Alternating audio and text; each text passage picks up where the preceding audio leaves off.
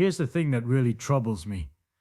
Most people, when they hear that the universe is expanding, picture something like a balloon inflating. Imagine a balloon covered with dots. The balloon represents space. The dots represent galaxies.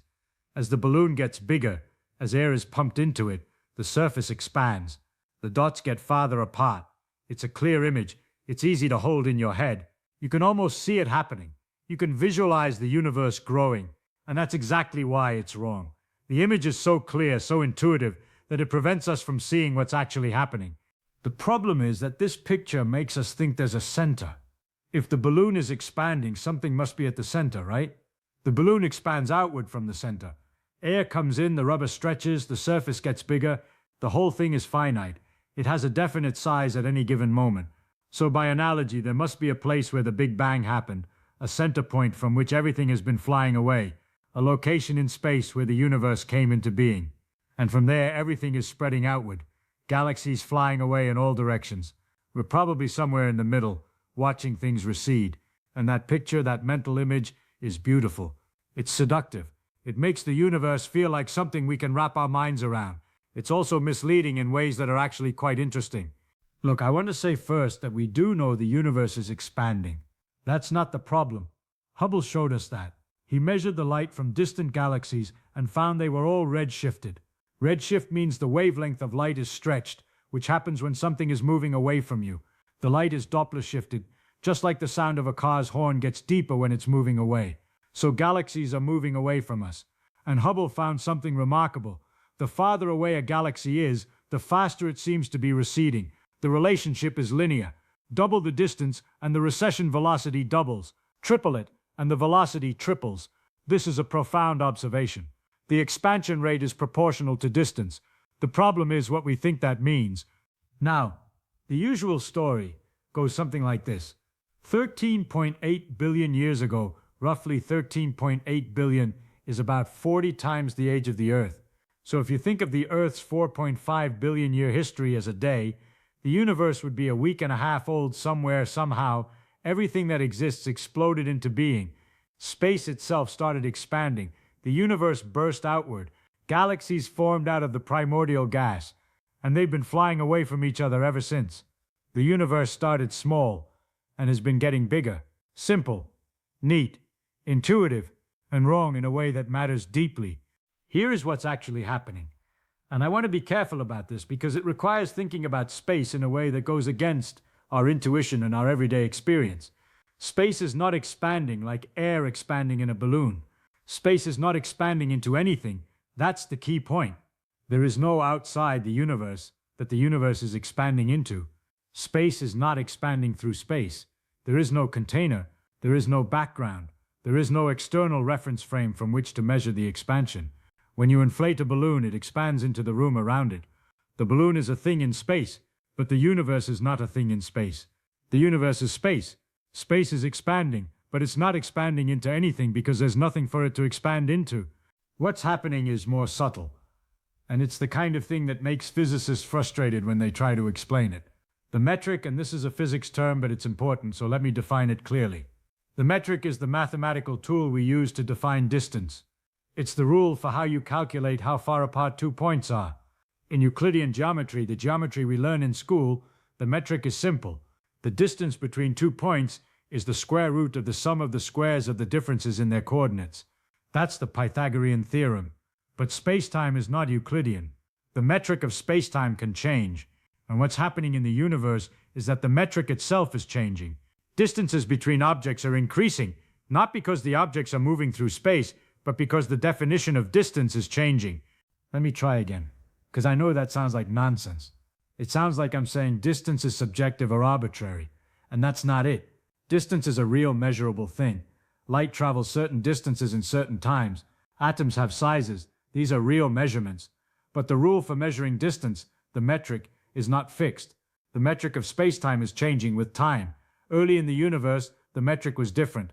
The distance between two galaxies at some fixed scale was smaller. The metric has changed as time has progressed. Two galaxies at the same coordinate positions have grown farther apart because the metric has changed. Imagine a ruler, an ordinary ruler, 1 meter long with marks at every centimeter. Now imagine that the ruler itself is stretching, not in the sense that something is pulling it. There's nothing pulling it, not in the sense that space around it is pushing on it. There's no space around it. The ruler is just stretching. The distance between the 1 centimeter mark and the 2 centimeter mark is increasing. The distance between every pair of marks is increasing uniformly. What does it mean to measure the distance between two marks when the ruler is stretching? It means the marks are getting farther apart, but they're not moving through anything. They're not flying away from each other. The ruler itself is the thing that's changing. That's closer to what the universe is doing.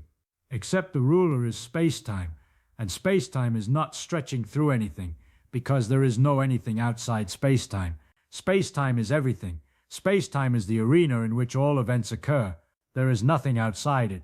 When we say the universe is expanding, we mean that the distance between distant galaxies is increasing, not because the galaxies are moving through space, but because space itself, the very meaning of distance, the metric, is changing over time. The space between any two galaxies is getting bigger, not because they're moving apart in space, but because the space itself is growing. This has a peculiar consequence, and this is the part that breaks most people's minds when they first understand it. If the universe is expanding everywhere, uniformly in all directions, and there's no center, then in a mathematically precise sense, every point in the universe is the center. From your perspective, looking out at the universe, it looks like all the galaxies are flying away from you in all directions. The farther away they are, the faster they recede. You seem to be at the center of the expansion, but if you were standing on a galaxy 1 billion light years away, 1 billion light years is about 100 million times the distance from Earth to the Sun. So incomprehensibly distant, if you traveled at the speed of light, it would take 1 billion years just to get there. If you were standing there, it would look the same. All the galaxies would appear to be flying away from you. You would be at the center of the universe, and you would be right. Everyone is right. Every observer sees themselves at the center of an isotropic, homogeneous, expanding universe. Now that sounds paradoxical, and it is in a way, but it's not because we're wrong. It's because we're thinking about the universe in the wrong way. We're thinking about it as if there was some objective center, some privileged location, some place that's more central than others. There isn't. There's no place like that. In an expanding universe, the concept of a center ceases to make sense. The universe is not a thing inside a larger space. It's the whole of space, and space is expanding. Geometry breaks the way we're used to thinking about it. Let me give you a different analogy, something simpler, something you can actually draw. Imagine a two-dimensional universe, just a flat sheet of paper. Nothing exists outside the paper. The paper is the entire universe. Draw dots on it, little circles. These are galaxies. Now, imagine you could reach into the third dimension and stretch the paper. Not tear it, just stretch it uniformly in all directions. Not from the center outward, but evenly everywhere. The paper expands. The dots move apart. But here's the crucial thing. The dots are not moving through the paper. The paper itself is stretching. The distances on the paper are increasing. If you lived in the paper, if you were two-dimensional, a creature living on the surface of the paper, you wouldn't see an external stretching force. You wouldn't sense anything reaching in from the third dimension. You would just notice that other dots were getting farther away. Your instruments would show that distances were increasing. And you would be right. And you would be at the center of your own universe. Because every point is the center when the whole thing is stretching. But here's where it gets more interesting, more philosophical. This analogy only works if you think of the universe as having a boundary, a surface, something beyond it into which it expands. The real universe doesn't have that. The universe is not expanding into anything. It doesn't have an edge or a boundary or a direction of expansion. The expansion is happening everywhere, simultaneously, uniformly. Space is just getting bigger, meaning distances are increasing, meaning the number you get when you measure the distance between 2 points is increasing. But space is not expanding toward anything. It's not moving. It's not going anywhere. The points themselves are not moving. The metric is changing. That's all. The rule for how to measure distance is different at different times.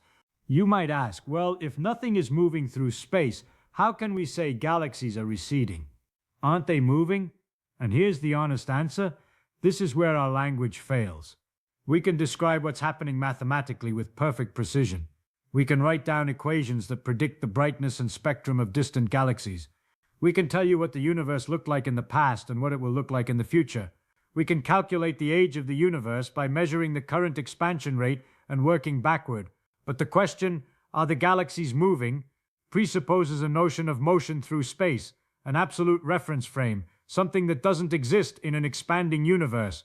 So in a sense, the galaxies are moving, and in another sense, they're not. They're just getting farther apart because the distance between them is increasing by definition. They're at rest in their local coordinate system. They're not accelerating relative to their local space. They're just being carried along by the expansion of space itself. What makes this even stranger is that physicists have discovered that the expansion is accelerating. It's not slowing down due to gravity, as many people expected. It's speeding up. Something is pushing the universe apart. Something is making space expand faster and faster. We call this dark energy, but that's just a name for our ignorance. We don't know what it is. We don't know why it exists. We don't know why it has the value it does. All we know is that it's there, making up about 68% of the total energy density of the universe. Matter and radiation make up the remaining 32%, but dark energy dominates, and it's accelerating the expansion. Now here's something interesting about what happens at extreme density and extreme temperature.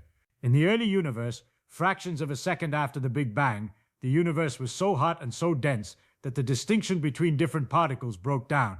At temperatures above 1,000,000,000 degrees Kelvin, particles were constantly being created and destroyed from pure energy. The matter-energy conversion was happening constantly, in both directions. At even higher temperatures, the distinction between different forces breaks down. Electromagnetism and the weak nuclear force unify. At even higher temperatures, these unified with the strong force, and at extremely high temperatures, even gravity might unify with the others. We don't know. We can't test these ideas directly because we can't create those conditions in a laboratory.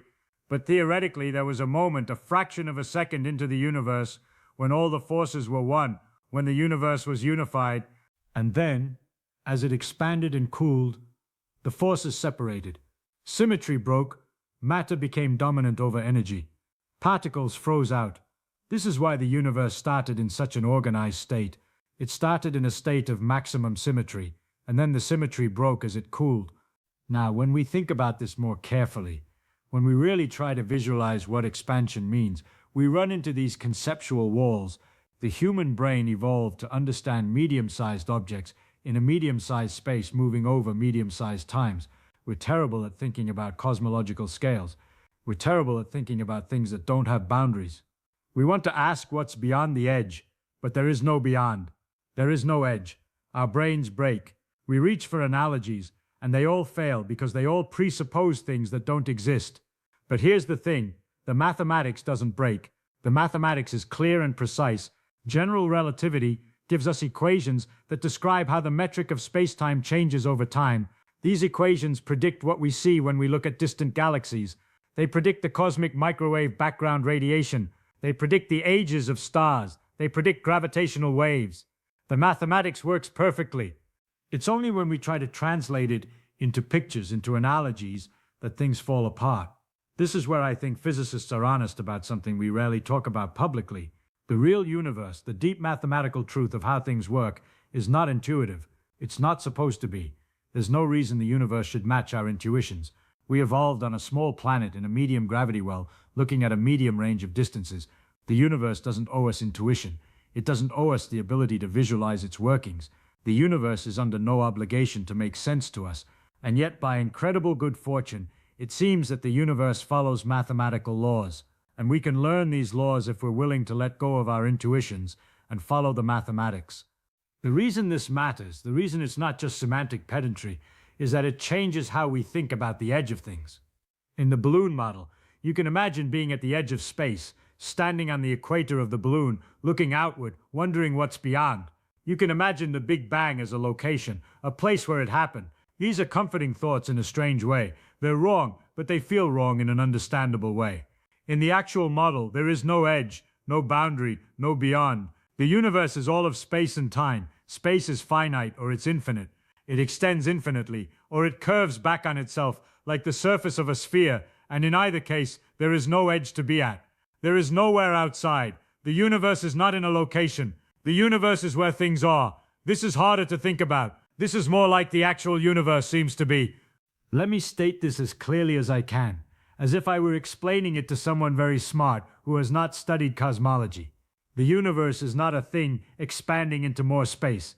The universe is space, and space itself is growing, meaning measurements of distance are increasing. There is no center, no location where the Big Bang happened, no direction the expansion is going. Every point in the universe sees itself as the center of an expansion. The galaxies are not flying away like fireworks released from an explosion. They are being carried apart by the stretching of space itself. If you could somehow freeze space right now and measure the distance between two galaxies, and then unfreeze it and wait 1 billion years and measure again, the distance would have increased. But nothing moved through space. Space itself is larger. The metric changed. Here's where the obvious explanation breaks down. Most people think, okay, well, if the universe is expanding, then at some point in the past it was smaller. Keep rewinding and you get to the beginning. The universe must have started in some small location and expanded from there. But that's applying our everyday logic to a question about the nature of space and time themselves. The universe was indeed smaller in the past. Distances between galaxies were smaller, but it's not accurate to say the universe started in a small location and expanded outward from there. The whole universe, all of space and time, was there from the beginning, just with different metric properties. The whole universe existed at the beginning of time. Space itself has been expanding, meaning distances have been increasing. The universe didn't start from a point, it started everywhere. It was just smaller everywhere. Think about what that means. If the universe started everywhere, then the Big Bang didn't happen at a location. It happened at all locations simultaneously, or rather, it didn't happen at a time in the normal sense. The Big Bang was not an event that occurred at some place in time and then stopped. It was the creation of time itself. Before the Big Bang, time didn't exist. Before is not the right word because that word presupposes time. The Big Bang was not an explosion in space. It was the expansion of space and the beginning of time. It was the moment when the metric started, when the rules for measuring distance came into existence. This is deeply counterintuitive, and I think we should admit that we don't really understand it, even though we can describe it mathematically. The honest answer to what about before the Big Bang is, I don't know. And in fact, the question might not make sense. Time itself, as a measurement of separation between events, has properties defined by the metric of spacetime. When the universe was extremely hot and dense, in the first fractions of a second, the known laws of physics break down. We can't calculate what happens. We don't have a theory of quantum gravity. We don't know how to combine quantum mechanics and general relativity. We don't know whether before even means anything at the moment the universe came into being. Some physicists argue that time itself might be emergent, that it might not be a fundamental property of reality, but something that arises from deeper structures we haven't discovered. I find that possibility fascinating and also deeply unsettling, and I think we should admit that. Now let me tell you what's interesting about the math here. When we measure the redshift of distant galaxies, we can calculate how fast they're receding, and we can see that this recession velocity is proportional to distance. This relationship is called Hubble's law. After Edwin Hubble, who discovered it, the constant of proportionality is called the Hubble constant. And from this constant, we can calculate the age of the universe. We can run time backward and ask, when was the universe infinitely hot and infinitely dense? When did the expansion start? The answer is about 13.8 billion years ago. That's 40 times longer than the age of the Earth. Longer than all of recorded history by a factor of 1,000,000. Older than any star we can see now. And yet in the scale of the universe, it's recent. The universe is young. We're in the early stages of cosmic history. What strikes me most about the expansion of the universe is what it means for our place in all this. We used to think Earth was the center of the universe. We fought hard, some of us were burned at the stake to move past that idea. We realized the Earth orbits the Sun, and the Sun is just one star among billions in the galaxy, and the galaxy is just one galaxy among billions in the universe. We kept getting demoted. Smaller and smaller, less important, more peripheral, more marginal. But here's the thing about an expanding universe. Every point is the center. We are, in a precise mathematical sense, at the center of the universe.